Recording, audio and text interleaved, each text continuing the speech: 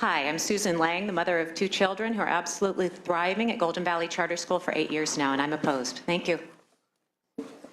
Hello, my name is Alison Jakobitska. I have 2 children. They are English language learners and they are special education students. I'm here on behalf of the 422 parents working not able to be here and speak in opposition. Thank you. Hi, Joanna Hola, parent at Golden Valley Charter School. I'm also in opposition to this bill. My name is Ofelia Alonso Serrano. I'm a proud parent at Cal Rivera Academy, and I urge you to please oppose SB 322. Good morning. My name is Daniela, and I'm a proud charter alum of Leadership Public Schools Richmond. I am also a second year at UC Berkeley, and I urge you to vote no on SB 322. Hola, mi nombre es Dalia García y yo vengo de Richmond, California. Soy orgullosamente una mamá de Caliber, una escuela charter.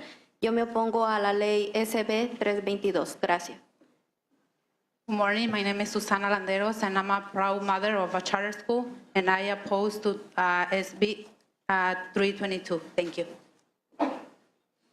Hola, mi nombre es Mireya Mora. Yo soy una madre orgullosa de 4 niños de la escuela Charter School y yo estoy en contra de la ley SB 322. Gracias. Hola, mi nombre es Madel Alba. Soy madre de una niña de un charter school. Estoy orgullosa de estas escuelas y me opongo a la SB 322. Hola, mi nombre es Norma Pérez. Soy madre de una estudiante de una escuela charter.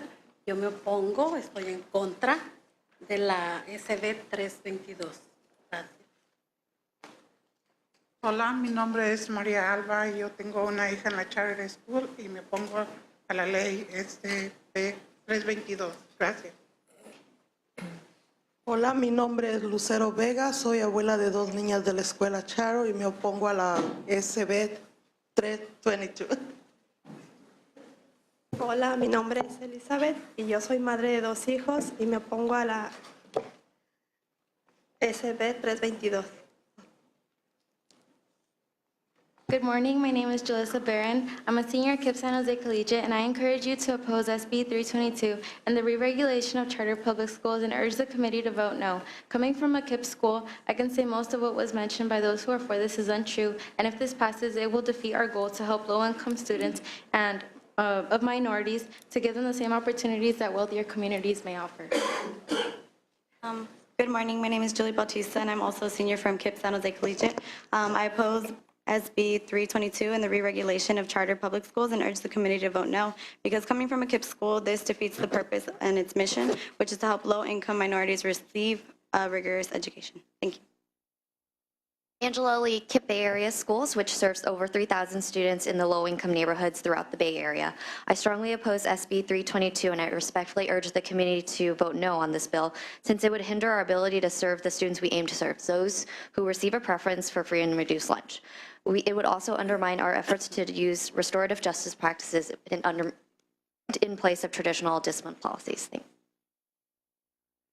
Hola, mi nombre es Elena. Soy una madre orgullosa de la escuela Caliber y yo me opongo a la SB 322. My name is Monteda, and I go to charter school in Richmond, and I oppose SB 322. My name is Jocelyn. I go to charter school in Richmond, and I oppose to SB 322. My name is Dalia Gomez. I go to a charter school in Richmond, and I oppose to SB 322. Good morning. My name is Chris Maheran. I'm a proud father of 2 daughters that attend 2 different charter schools based on their needs. And I'm also a proud director of CORE Charter School, Camptonville Academy. And I'd like to add that in 10 years as a charter school administrator, we've never had to expel a student, though we've enrolled many students with suspension and expulsion records, and we will continue to do so. Thank you. Hello, my name is Tiffany Acevedo, and I'm a student at a charter school in Richmond, and I oppose of SB 322. My name is Melissa Flores, and I go to a charter school in Richmond, and I oppose of SB 322. Students could speak up a little more. It's hard to tell actually what school you're from or where you're from. Thank you. We'd like to hear from you. So, my name is Samantha Rodriguez, and I go to a charter school in Richmond, and I oppose SB 322. Mi nombre es María Ledesma, soy mamá de 3 hijos que asisten a escuela charter y por favor les pido que se opongan a pasar esta ley. Gracias. Good morning. My name is Eduardo Ledesma. I'm a proud parent of one student at Caliber Beta Academy in Richmond, and I urge you to oppose SB 322. And to the student, thank you for sharing your story.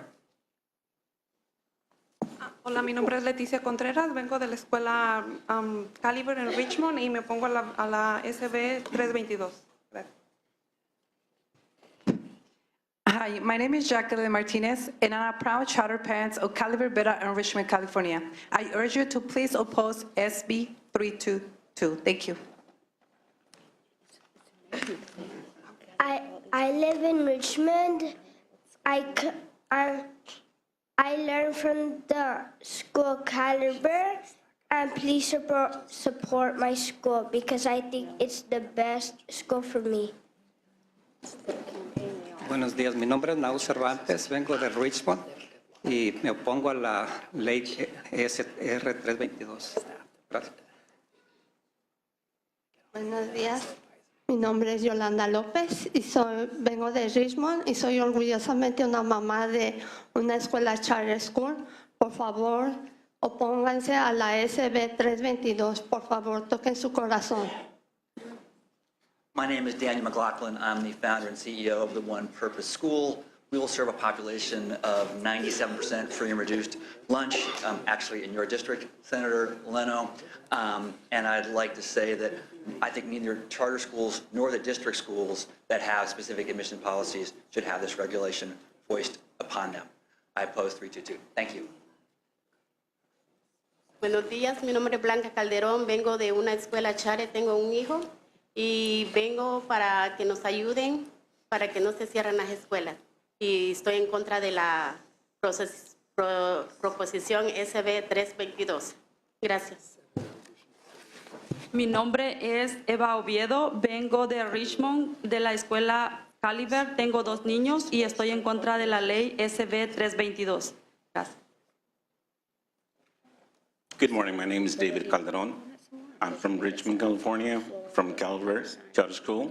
And let me just say, I'm opposed to SB 322, and this is another great end story. Thank you.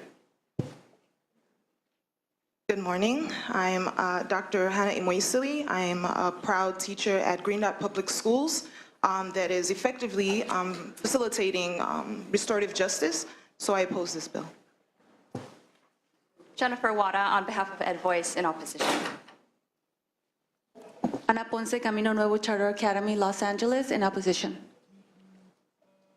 Good morning. I'm Dr. Denise Patton, the Executive Director of San Jose Charter Academy in West Covina, California.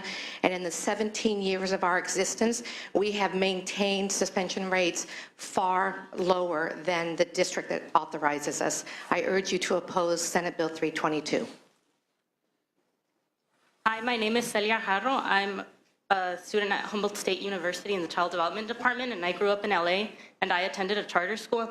And I'm in opposition because I didn't have any of these problems. I had a really great experience, and I know a lot of the students also did. There wasn't any special requirements to get in and preferences, and there wasn't any unfair suspensions or anything like that. But I do think there may be a problem at different schools, maybe in different areas. So there is a need for there to be changes, but I think it varies school by school, not to be implemented at all schools, at all charter schools. So I'm in opposition.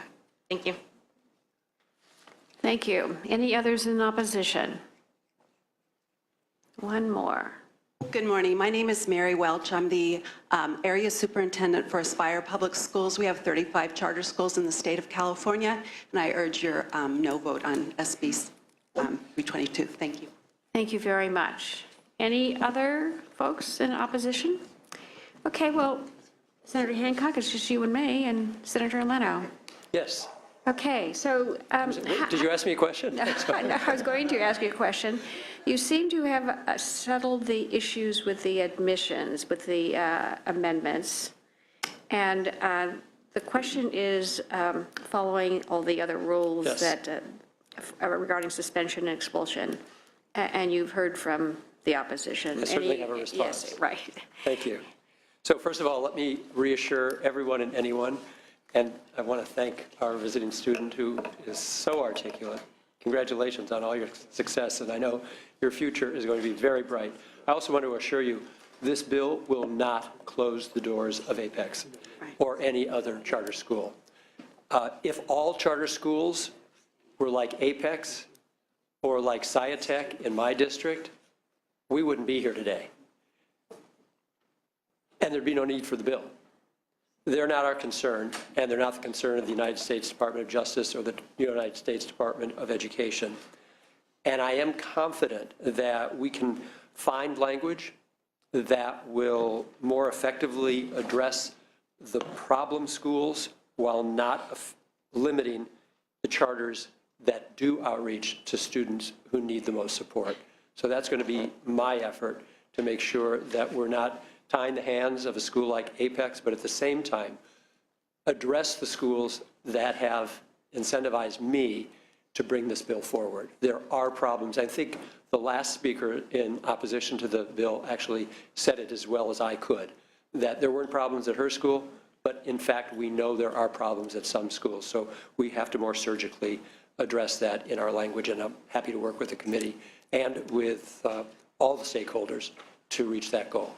It sounds like also there might be an issue with the folks that are supposed to be overseeing or monitoring the progress of charters, you know, the responsibility of the folks, the districts that are okayed the charters that are not doing a decent job monitoring what's going on.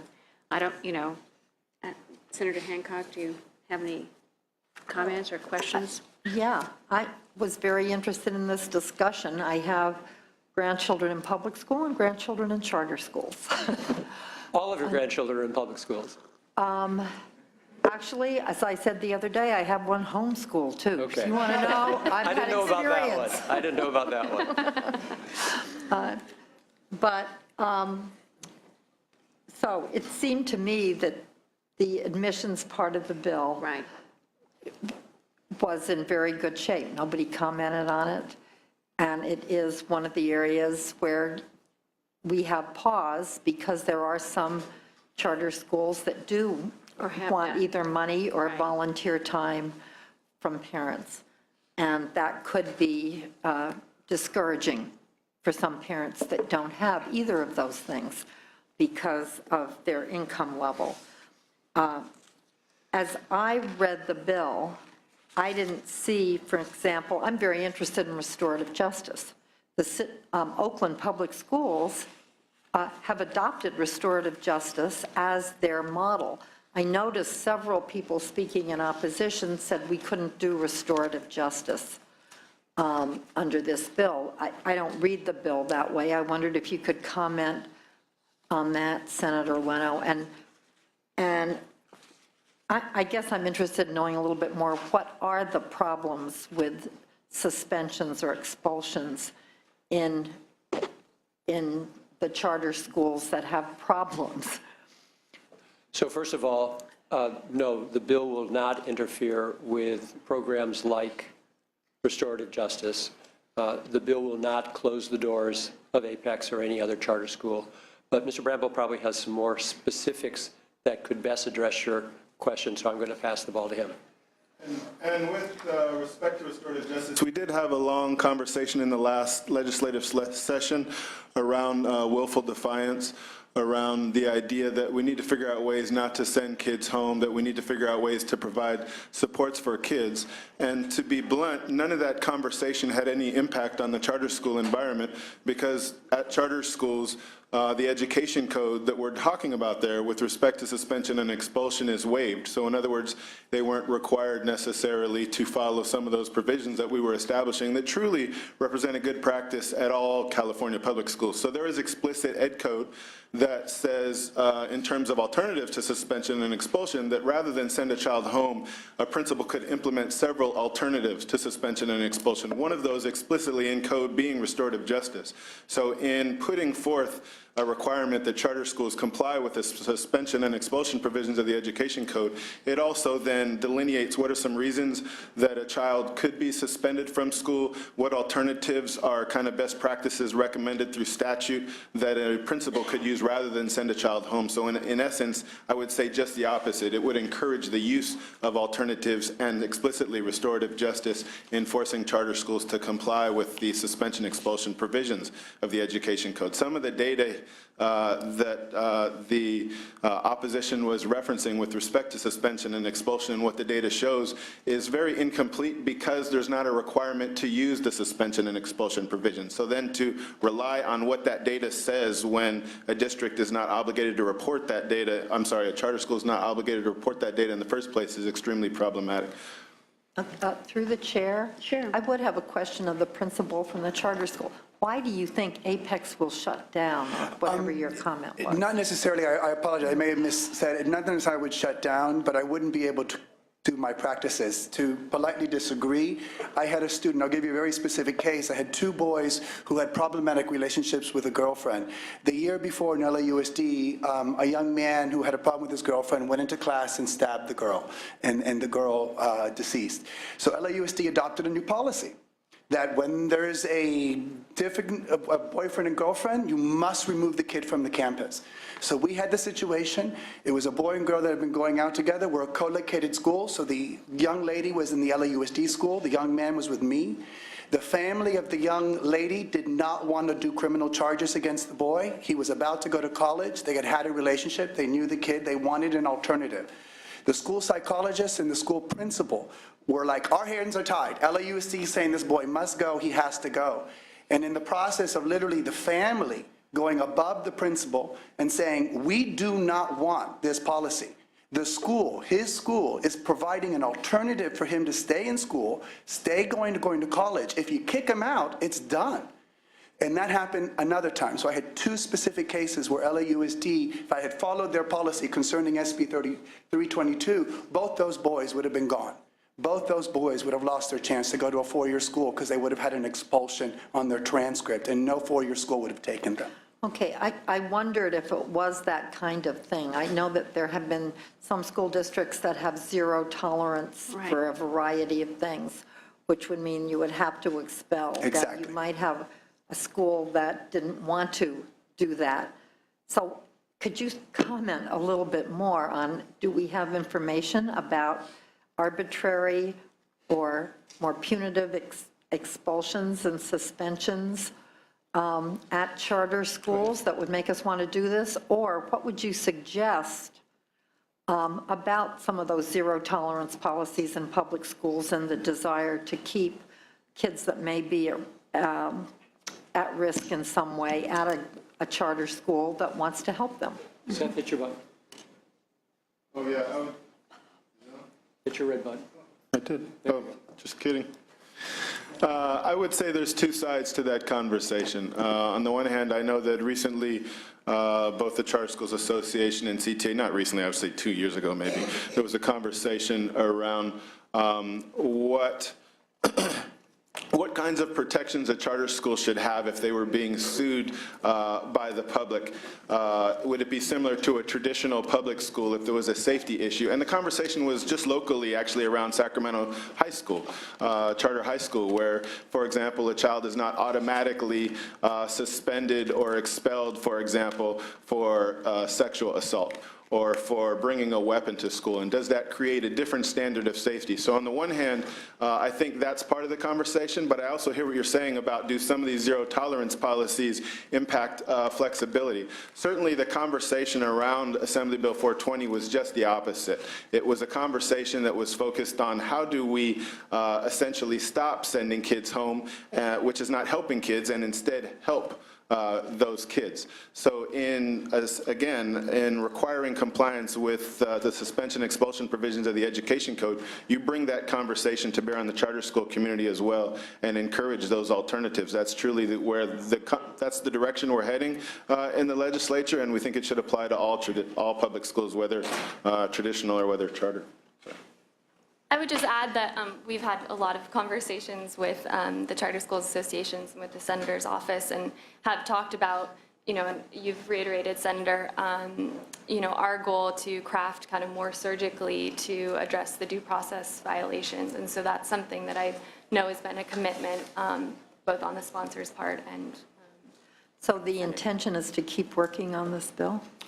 Without a doubt, without a doubt. We'll have stakeholder meetings, and as has just been restated of what I had said earlier, clearly we don't want to cause any trouble for the great schools like Sciatec in San Francisco, Apex in Los Angeles, but there are all charter schools do not operate equally, and we want to make sure that those that are problematic, as have been identified, will have to protect due process rights. And if we're here to say that there's absolutely no violation of due process, I don't know that we can find some common ground, but I think no one's suggesting that, and that we can find some common ground.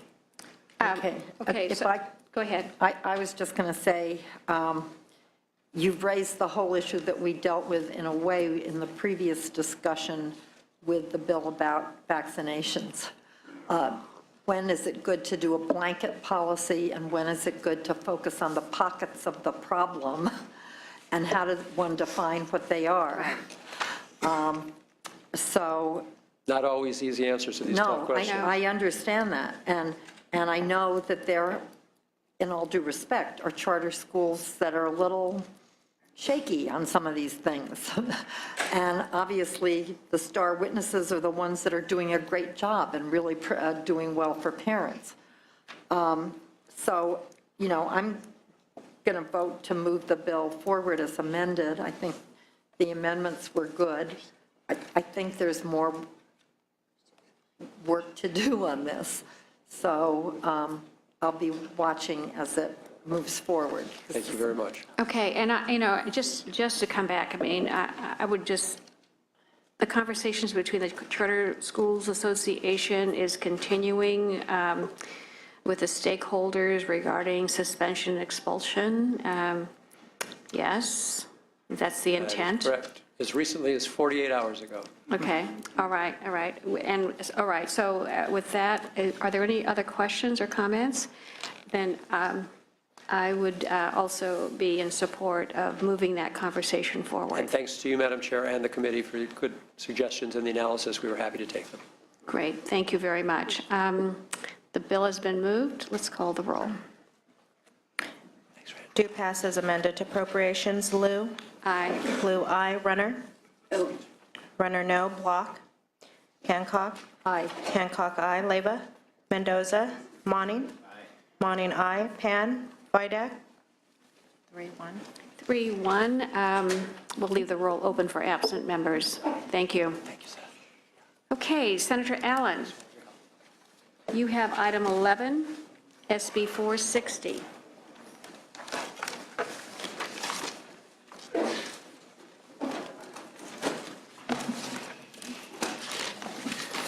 Senators, I come before you with a simpler bill than the one from this morning. Maybe. This is SB. You shouldn't preface your start out that way. You never know where it's going to go.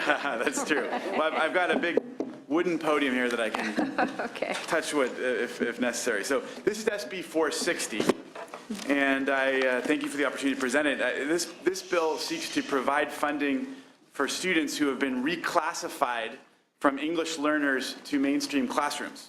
And this reclassification is an achievement of our system, and often the reclassification goes unnoticed or indeed financially punished. So this unnoticed classification, though, can have policy and education outcomes for our state, and by providing some financial support for districts after the reclassification, we're sending the message that this reclassification is something we should celebrate, but also that these students will continue to face unique challenges in their transition. So effectively, we are trying to take away a penalty that currently exists for school districts who efficaciously and quickly transition students from English language learner status into mainstream classrooms. We're trying to address that issue, and I have here today two individuals who will introduce themselves and give their support. Great, thank you. Please, in support of the bill. Madam Chair. Madam Chair and members, Brian Rivas on behalf of the Education Trust West, co-sponsors along with the Association of California School Administrators and Los Angeles Unified School District. Very quickly, I'll tell you, Madam Chair, as your analysis points out, we've got about 1.4 million English language learners. That's close to 23% of our K-12 student population. And the local control funding formula changed things in a lot of ways, but among others, it established 2 extra funding streams for English language learners. So local education agencies get not 1, but 2 supplemental and concentration funding for them. English learners, according to our research, also have trouble accessing grade level content and rigorous courses. So the reclassification to fluent English proficient is a critical milestone in the career of these students. As Senator Allen pointed out, this bill seeks to minimize or eliminate any disincentive that districts may feel when they're making that decision, which is left to the local districts, and provide a level of funding necessary so that reclassified students get the supports they need once they're deemed English proficient. So for those reasons, we ask for your support of the bill. Okay, thank you. Others in support? Good morning. Leilani Aguinaldo Yee on behalf of the Los Angeles Unified School District. So California has already established that English learners require additional supports. Reclassification, as the others have already mentioned, it's a significant milestone, but by no means is it the end of the story for these students. So SB 460 is a natural extension of the local control funding formula in that sense, because it recognizes that our vulnerable English learner students do continue to need supports after they've reclassified as fluent English proficient. And SB 460 would provide school districts with the resources that they need to continue to provide those supports. And we're talking about a very, very small subset of students. For LAUSD, out of almost 600,000 students, for 14-15, this would have impacted almost 6,500 of our students. So it's less than 0.01% of our student population at LAUSD. And so with this additional funding, we can continue to ensure that these students continue their progress and continue on their path to success in school. Thank you. Thank you. Others in support? Salvia Senor with the Association of California School Administrators, also co-sponsors of the proposal. Thank you. Good morning, Patty Herrera representing Riverside County Schools. We'd like to just recognize that federal law requires us to monitor reclassified English learners for an additional 2 years. Yeah. As the witnesses stated, we see a slight decline in student achievement at the high school level in particular, and so we really appreciate Senator Allen's authoring of this bill, because we think that to provide the additional support to keep these kids on a positive academic trajectory is important. Thank you. Thank you. I'm Kim Lewis representing Families in Schools, which is really around involving parents when their students' education is pleased to support this bill. Thank you. Good morning, Madam Chair, members of the committee and staff. Martha Alvarez on behalf of the San Diego Unified School District. We're also here in support of the bill. In San Diego Unified, we have about 4,600 students who are long-term English learners. Those are students that have been at long-term EL for more than 6 years and they have not been reclassified. It's important for these students to receive those additional supports after they get reclassified, because they need that academic and linguistic support when they get into the mainstream classrooms. We thank the author for the bill, and we wish your support. Thank you. Thank you. Any others in support of the bill? Is there opposition to the bill?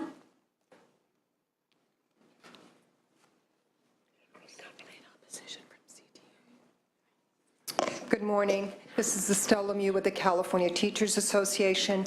I just want to make it clear that we are not opposing on the basis of these students needing further help after they've been reclassified. CTA just agrees with the governor and actually some other educational partners who believe that before making any changes to the local control funding formula, we should give it time to make some transitions. So for that particular reason, CTA has been very probably hard-headed on very consistent with not making any substantive changes to the LCFF formula until we see some outcomes. So that's the reason of our opposition today. Okay, thank you. Any others opposed to the bill? Any response, Senator Allen, to the opposition? Well, this absolutely retains the framework of LCFF. In fact, I actually think it advances the spirit of LCFF beyond its current form. which is that we understand that English language learners do require extra resources. It's precisely why we created a special category for them. And all we're doing here is extending out support for those English language learners who have now been transitioned into the mainstream system. If anything, this doubles down on the core goal of LCFF by taking away a penalty that currently exists for those school districts who successfully mainstream their English language learners quickly. It's something that I saw and we were concerned about in my school district. I've talked to a lot of teachers and administrators and school board members about this around the state. So I respect the concern that was raised, but I think it's ultimately it's a kind of a procedural concern. I respect it, but ultimately this is very much advancing the core goal of LCFF. Thank you. Senator Monning. Thank you, Madam Chair. I want to thank the author for bringing this forward. It makes a lot of policy sense. Is there any evidence of school districts not advancing students who are really prepared to be advanced because of fear of the economic impact or consequence of moving them forward? Do you want to? Senator Monning, we're unaware of any particular examples, but nonetheless, we believe it's a concern. Thank you. And again, it may be early in the process as well, but whether proven by data or not, any school district that's looking at the impact of losing part of the increment or the supplemental funding, it's going to have an economic impact. And I would say respectfully that any of those of us who've worked in government agencies at the local level or elsewhere, we can all sometimes become painfully aware of how minutia and formula can help to inspire outcomes that might not have been in the broader interest. Right. And so I guess we're trying to circumvent this. I've seen in my own school district how sometimes we pursue things because of the way that a formula is written for funding, and we're trying to avoid that from happening here. And again, this is the policy committee. I'm going to be supportive. I'm just curious, do you know what an estimate of increased cost would be if this were advanced into law? So, you know, do you have the estimate on it? I'm just curious if there's I believe your analysis notes what this is a reintroduction of Mr. Bocanegra's bill. Your analysis notes an estimate. I don't remember the exact figure. 31 to 41 million. 31 to 41? Thank you. But Senator, I do want to point out we're going to be reassessing that. I'm not confident that the Appropriations Committee took into account the overlap between students who are among students who are reclassified who are also low income. Right. Good. Thank you. And again, I realize this will be in the province of the Appropriations Committee, but I was just curious. And thank you for pointing that out to me. Thank you, Madam Chair. Okay, any other questions or comments from members? The bill has been moved. Thank you, Senator Allen, for bringing this forward. I do appreciate your trying to settle out the incentive here and make LCFF and the appropriate programs work better. Thank you. Thank you, Senator. Call the roll. Do pass to appropriations. Liu? Aye. Liu, aye. Runner? Aye. Runner, aye. Block? Hancock? Aye. Hancock? Hancock, aye. Leyva? Mendoza? Monning? Aye. Monning, aye. Pan? Vidak? You have 4 votes. We'll keep the roll open for absent members. Thank you, Senators. Thank you so much. Thank you.